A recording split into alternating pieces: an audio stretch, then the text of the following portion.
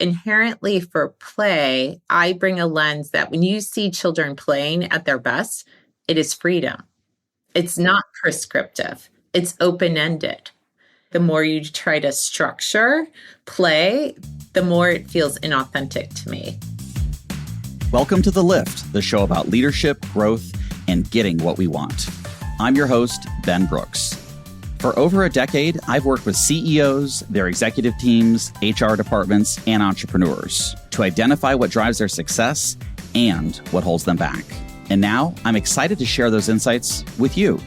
On The Lift, we pull up to see the bigger picture from accomplished leaders who know how to get things done in a rapidly changing world. We've got all of that and a lot more coming up next on The Lift. One thing I keep noticing in leadership is how often we default to tactics that intentionally or otherwise overwhelm our teams. Pressure, control, urgency, and how rarely we stop to ask what helps people actually learn, grow, do their best work, and enjoy it in the process. I had a conversation with a parenting coach that completely floored me because the parallels between adult coaching and development and parenting coaching were so similar. Today's episode is all about those parallels, specifically what children's toys, play, and parenting strategies can teach us about leading and developing adults. Our guest is an expert in this realm. Ginny McCormick is the Chief Experience Officer at Tonies, a powerhouse children's learning brand that all of the parents on my team report their kids are absolutely obsessed with. She spent her career designing experiences for kids at some of the most iconic brands in the world, including Disney, Mattel, and Hasbro. Ginny is known for building emotional connection at scale by creating experiences that make people feel safe, curious, and motivated. And today, she's going to help us unpack how some of those same principles that work in the playroom can also work in the boardroom. So let's get into it. Ginny McCormick, welcome to The Lift. Ben, thanks so much for having me. Excited for our discussion. Well, Ginny, we were fascinated just by your career being related to the business of entertaining and engaging and educating kids. You mentioned you like Connect 4. Is that your favorite game, or do you have other favorite games or toys? I have many, but that is, I think, my go-to. I feel very victorious when I get all those 4 in a row, and think it's much more about my skill than potentially the luck. So yes, definitely a favorite. And when I first looked at your LinkedIn, it says CXO, board member, and mom. What has you put mom in your headline? I think one, because of the industry I'm in, I'm always cognizant and bring that perspective of the end family who's using.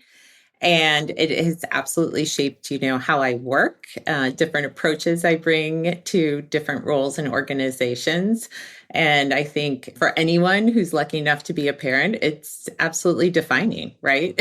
So it's something I'm proud of. And despite the other titles, it's probably the one that means the most to me at the end of the day. Well, the title that I wanted to make sure our audience knew is CXO.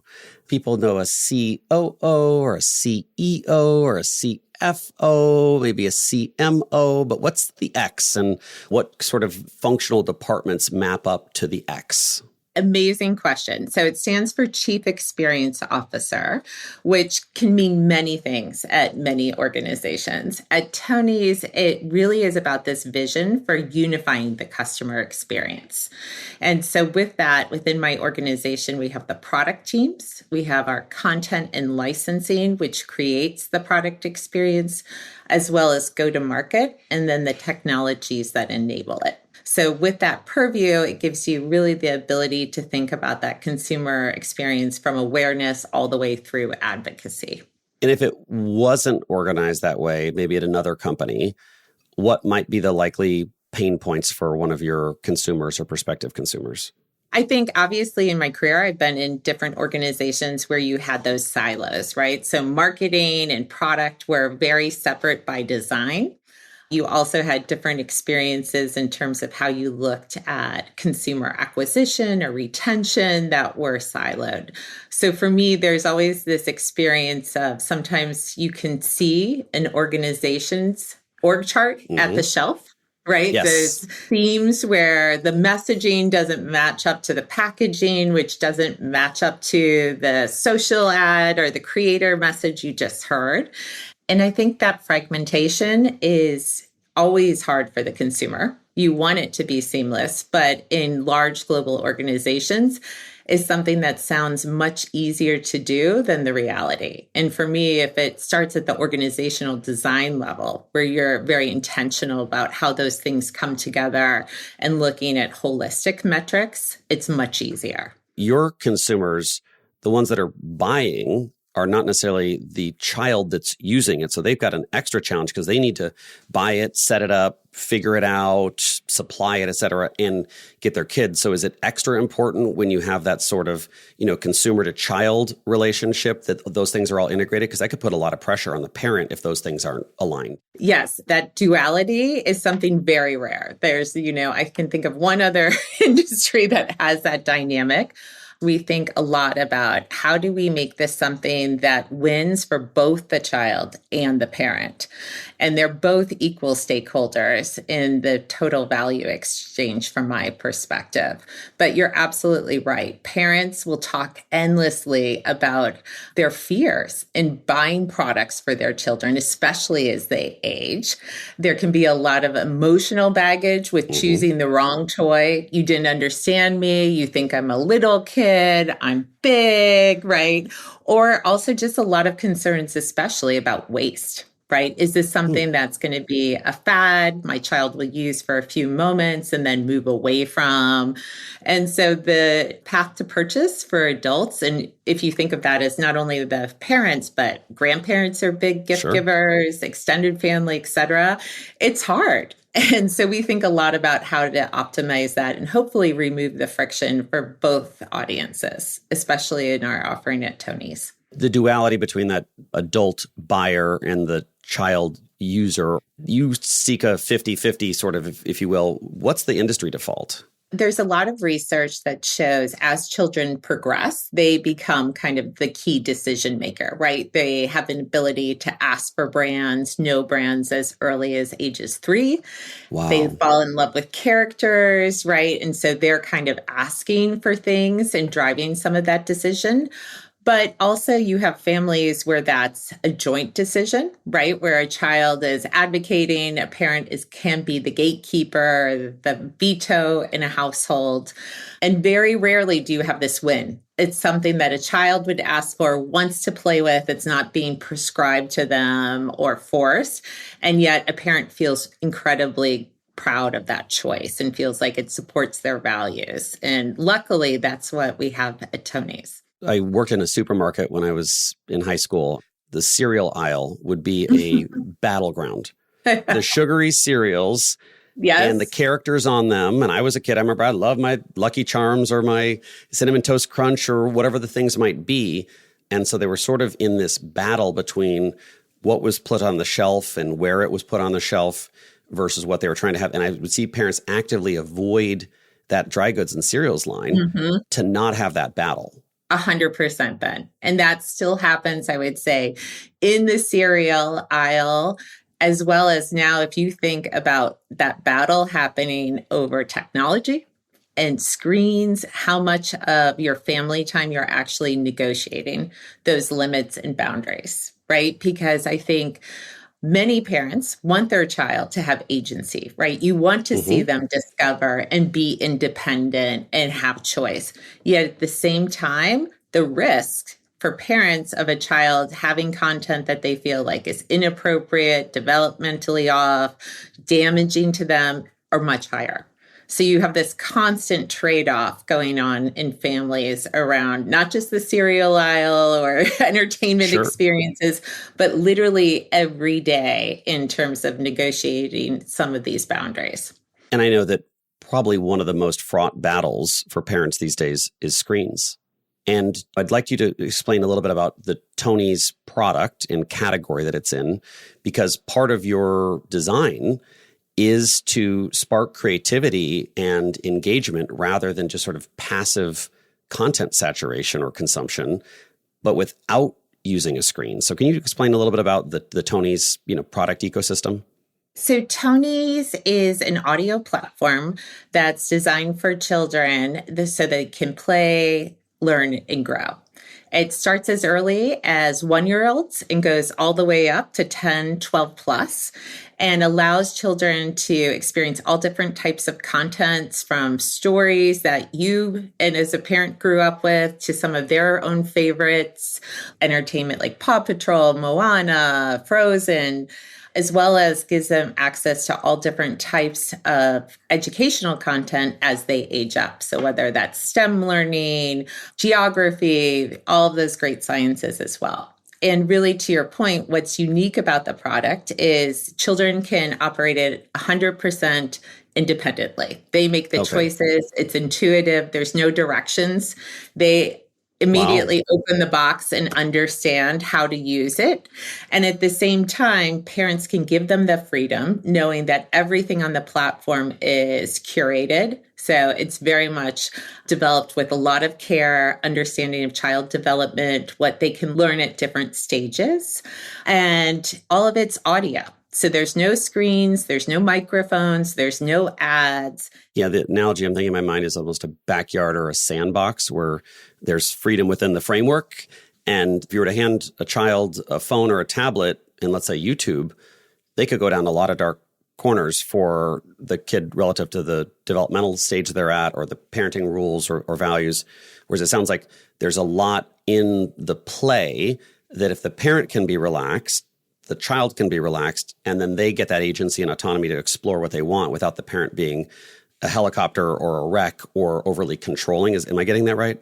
You're 100% spot on. We know all the issues. The research is growing, becoming even more and more compelling of what screens do to fully formed adult brains. Yes. Now you magnify that as to thinking about what it's doing to a child's brain that is growing more in those first 5 years than any time in your life. Their ability, where screens are having delays in your language abilities, your ability to problem solve, of course, your ability to focus. And I think to your point, there's so many options you can give a child that potentially have more risk. And at the same time, I think all parents are struggling with this. They don't want no technology, right? That feels maybe unrealistic for the lives they're living, their family needs, but they need a choice. And really what tonies is doing is giving a choice that the child is thrilled with, they engage with. They spend time in sessions over and over doing this. It's not something that a parent is prescribing to you. I don't know, like your childhood, I got a lot of workbooks or things to do that were not necessarily a fun choice. But where the magic is, because the children who play with tonies have this choice and independence of thousands of different characters to bring to life stories, it really becomes something that they choose time and time again. I think families are really being intentional now with how they use screens and where it fits into their daily lives. And having something like tonies, which gives them an option at all different points in the day, whether it's in the morning routines or families using it throughout the day, or of course, bedtime is another amazing opportunity for audio to help with family transitions. We had a guest on the podcast, a friend of mine, Robbie Hammond. He was the co-founder of the High Line here in New York, the elevated park on the west side. And they built a playground on part of the Section 3 of the High Line. I remember that they had hired consultants to do focus groups with kids about what they wanted in this elevated playground. And I thought, how fascinating to get their opinion. Essentially, the insight was, don't patronize us. And this was from like 3 and 5-year-olds. That wasn't their language, but that was sort of the adult insight from it. And they said, don't make it all about play and all these bright colors. And, and I thought of the pine cones as a kid, that often the most interesting thing wasn't something that was obviously a toy or that had these strict rules. And so when you said that tonies doesn't have instructions, is that part of the fun, that it is this sort of thing that they have to figure out? Because I think I get turned off by a lot of games as an adult because of the strictness of the rules. No, that's your inner child probably speaking out very loudly. But absolutely, I think that idea of discovery and being able to intuitively find out, oh, if I press the big ear, the volume goes up. that makes complete sense to me. So that's a fit, right? Having spent decades listening to children and designing for children, especially in some of these research environments, I mean, they are extraordinary and they are ruthless, right? I think from a collaboration standpoint, I mean, they are endless creators. They are always yes and, because they know no limitations. They are not grounded in any kind of practicality or norms for a category or those pieces. So I have time and time again brought something that the adults were in awe of, and the children were like, yes, but it needs to also do da da da da da da da, right? Which makes it amazing. And then at the same time, I often say children do not give feedback. They give truth bombs. And they do not need to censor. They don't need to filter. They don't have the social contract. They don't think about switching costs, right? So if something doesn't work for them, either it's patronizing, it feels beneath them, it doesn't really engage them at the right level, they will let you know immediately. And then obviously in the product, if it doesn't serve them, they walk away without any regrets either. So could you give us a bird's eye view into some of these research environments of a truth bomb example or a ruthless example of what you're seeing the kid do? Because I just want to make this very vivid for our listeners. Yeah. So I think in a lot of our research, we'll be excited to kind of share a new content or a new approach to a Tony. So for example, we have a Today with Tony's podcast that we have 2 creators make with daily content, everything else. And kids loved it. They were like, this is speaking to me. It has all this diversity. It has games that you can play, right? Creative angle, content angle. And they're like, yes. And I want them to recognize my own story. I want to be able to write in, have Q&A with them. So they will just build on ideas. And really, I think one of the trends you're seeing, co-creation, right? These kids not only want a product, but they want to help shape it, and they want to engage with the creators and have that authentic experience and kind of direct where it evolves and grows. And at the same token, we'll bring ideas in and kids will be like, no, not for me, right? It's that basic. And that's kind of the joy of what we do. We do a lot of testing. We are obsessively listening to feedback from children, from parents in the community, what is working for them, what is not. And it helps shape a lot of our direction. In your career, I'm sure you've been on teams that have worked very hard around offerings for kids that the kids flipped over, walked away from, dismissed. How do you manage not taking that personally or being overly defeated? Because it's a great consumer insight if we use just sort of the left brain. But as product people put a lot of their life force into this and they really care and there's a bit of pride in creation and authorship, how do you manage that when working with a segment that is so unfiltered? It's a great question. I would say it is an art form. So to your point, I think they'll be just kind of put it out as here, absolutely not. I don't need that. Why would I use that? That kind of thing. And with good moderation, you're able to get to the underlying why of what is missing. Why doesn't it add value? Why wouldn't you choose this over your favorite toy that you're clinging to? So you can get to the layers. I think another piece about it is time and time again, especially with kids, you understand that clarity over complexity wins. You say that again, just so everyone hears that, because I think that's a truth bomb too. Clarity always wins over complexity. And why is that? Because I think often when, as adults, you're designing, and to your point, you're taking all this research, you're taking data points, there can be a bias for complexity, right? It can masquerade as more sophisticated. It sounds smarter. It's answered all the questions, right? I've done all the homework and therefore I have a really thoughtful approach. But when I say it masquerades, it's often that complexity is because you haven't done the hard work in making trade-offs and intentional choices. And that complexity shows that.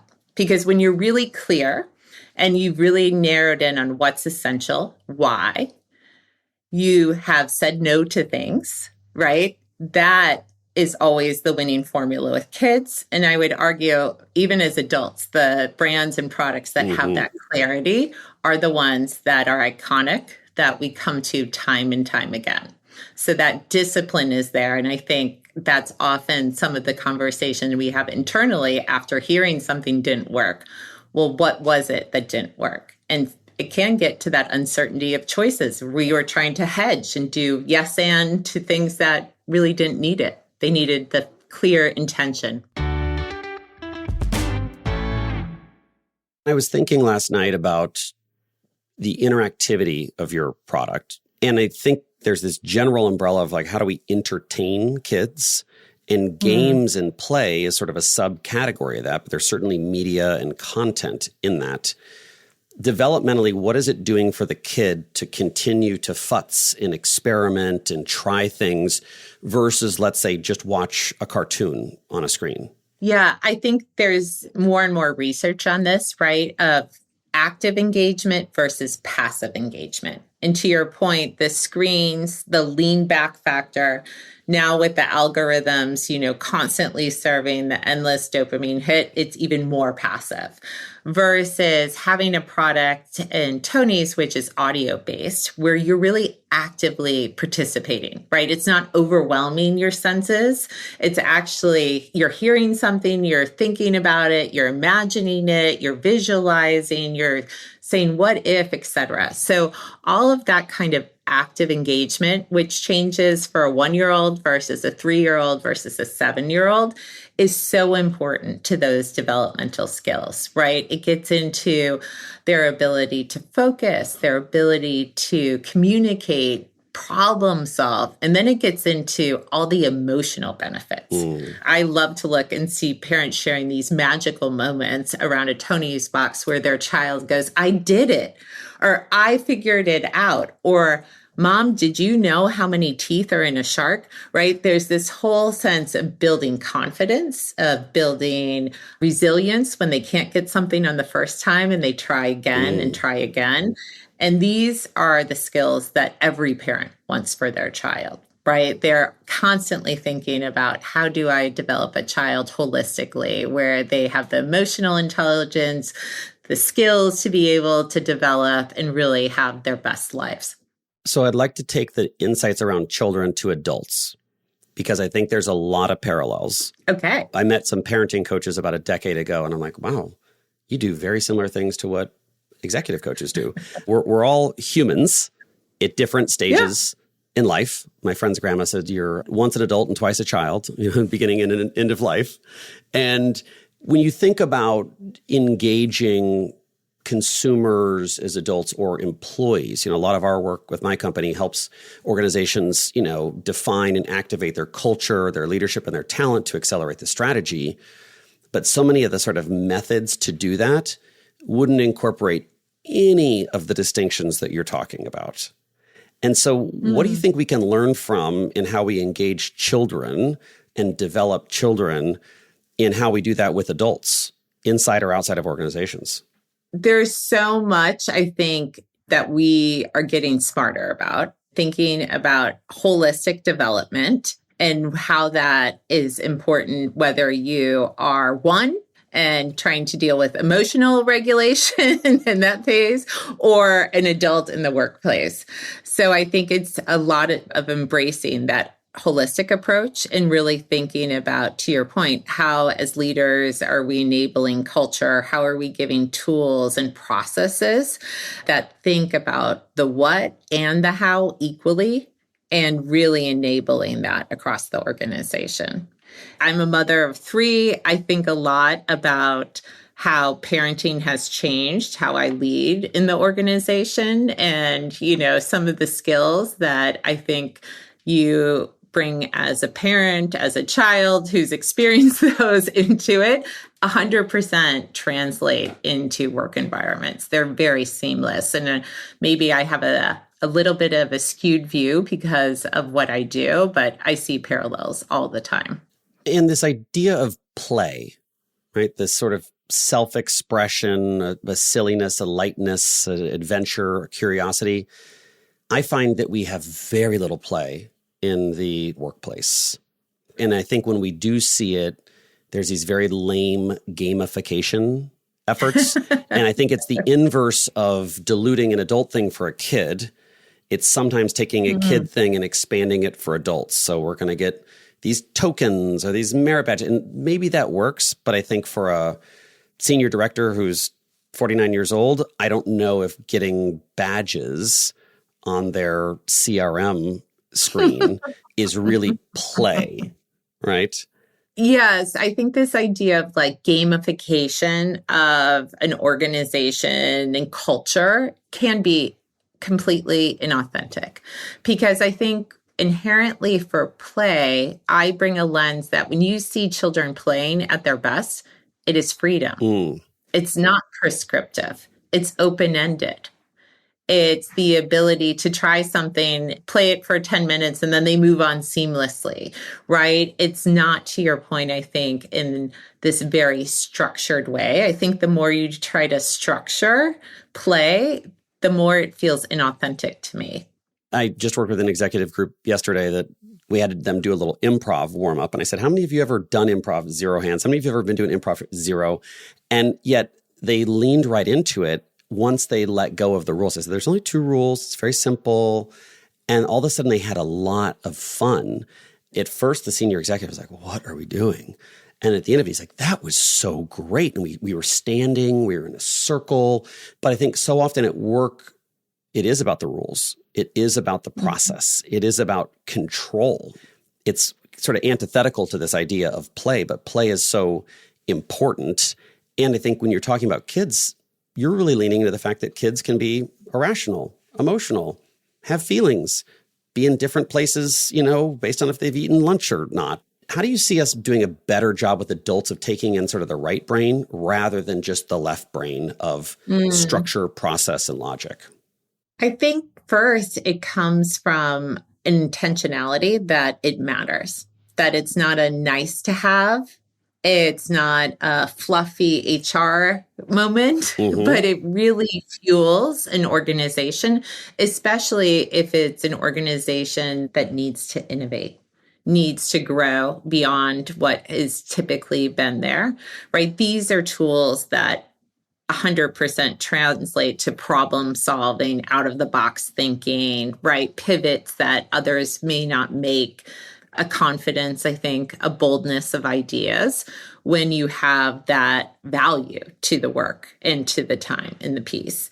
And then the other, I think, comes from it is, I don't think I've been part of an organization that didn't say, oh no, we celebrate failures, but living that in a way that the teams have the psychological safety, not even just the safety, the imperative to fail, to actually do that and to celebrate the fails and really understand from them is something I think is, again, easier said than done, but also requires that element. Because I think when you have that combination, then you are fueling things that immediately impact the bottom line. I can pull a thread all the way through why this, bold, crazy idea of 2 fathers now is a business that is serving families in over 100 markets, right? It's amazing. I'm just thinking if I wore a camera in an organization that celebrated failure for adults, what might we see if they actually did that versus saying it? It's a good exercise. I will tell you, in the past, I had a ritual which was called first pancake. So if you have made pancakes, I'm just the first one often sucks, right? Always the worst one. But there is no golden perfect pancake number 4 without number 1. Okay. So we as a team would all share first pancakes, things that didn't execute the way we thought. We felt like there's a kernel of something there, but it just went wrong in all these different ways. And the focus of the team was saying, this is amazing, because as soon as you share one of those ideas in a larger group, everyone can build on it. They can say yes and oh, if we had done this and this and this. And so I think it's, in many ways testing with different groups what resonates with them. In some cultures that worked really well, and others I can see it not being successful. and finding out ways just to build that into almost the operating day to day, right? How do we think about that as much as our leading KPIs around different global metrics? Naming those things and framing those things is a very, very powerful thing that organizations can do. And you've got it in 2 words, first pancake. And so I think often we get in this thing that it has to always be a very high batting average. And I think that's, can very much get in the way of play and creativity. Absolutely. It's very much a numbers game, right? Mm-hmm. You just have to have volume. It's a muscle that we have to train across the teams. So Ginny, as we're wrapping up this segment, I'm curious, what could we learn or port over? What could people walk away with in terms of what we can learn from kids to reach adults? I guess I frame it, Ben, as they are not different from me, right? Like these truths are universal, no matter who your audience is, whether it's what is the unique way you are adding value to their lives. And if you can't say it, and I always say it in a way that you could explain it to your grandma, mm-hmm. I can tell you it's not going to translate. Definitely not at a global scale in today's marketplaces because of the loud noise, competition, the shortness of attention, et cetera. So I think it gets back to those basics of what is the value you add to families and lives, whether that's an adult, a child, et cetera, and how do you execute it just with such clarity around intent. One of the things most parents would tell you, I think it's probably my children would definitely tell you, is that as a parent, you get good at saying no to things real fast. You have a discipline because there is not endless time, energy, resources. And I think that is something that if we take that same approach of really being disciplined in our no's or our not yet's, that is something that I see maybe in the kids environment, family space, we have a stronger muscle. And then when I look at some of the brands that are thinking about adults and again, thinking that complexity will shadow or maybe hide some of the tough choices they should have made. Now it's time for our Lift It or Ditch It segment. We'll present our guest with a list of hot topics and find out if they choose to lift them and support them or ditch them and say goodbye. So, first thing, kids playing video games. I'm so conflicted. It depends on the age in the game. So again, I think it has a place, but I'm conflicted. Younger kids, ditch. Depending on the age and the content, lift. How about Employee of the Week awards? Ditch. Adult playrooms or game rooms in the office? Lift. But not with, old school pinball machines or pool. Be more creative than that. We can do better. What do you think about drawing in the office, using drawing and art and markers and supplies? Lift. Huge fan of multi-sensory projects, and especially in group settings. How about bringing music into meetings or events? Lift. Mandatory. It should be mandatory for some. Why is that? To set a tone, to communicate something immediately in a universal way that primes everyone maybe before you start. Last but not least, loud toys. Ditch. Well, Ginny, thank you so much for coming on the show. We will have links to some of your favorite tonies products in the show notes to make sure if people are shopping for, the nieces or nephews or grandkids. Ginny, you get the last word. Anything you want our guests to take away from today or go out into the world to have more childlike fun and play? Ooh, I would say take some time to remember what that younger self loved and see if it still rings true. And if so, lean into it. Pine cones and magnifying glasses and Lincoln Logs for me. Ginny, thanks for coming to The Lift. Great to be with you, Ben. All right, everyone, let's turn today's episode into action. Here's some key takeaways from Ginny. Share some of those first pancake moments with your team. Sharing these normalizes experimentation, imperfection, and who knows, it might help someone on your team reframe a perceived failure into the start of creating something great and learning along the way. Next, think about how you can reduce complexity. Like Ginny said, clarity always wins over complexity. Are there trade-offs or intentional choices, perhaps tough ones, that you should be making that could streamline your products, processes, or procedures? Michelangelo said, simplicity is the ultimate sophistication. And finally, think about how you can incorporate play into your workplace. Play fuels curiosity and bold thinking, but only if it's unstructured and voluntary, not forced fun or gamification. All right, I gotta go eat some pancakes. Thanks for joining me this week on The Lift. For more info on what you heard in today's episode, visit our show notes. You can find out more about the show at theliftpod.com. If listening to The Lift today was a good use of your time, please share it with a colleague, a friend, I don't know, your ex, your mother, anyone. Don't let good advice die with you. And for those of you who like to earn a little bit of extra credit, leave a comment on Spotify. We'd love to hear from you.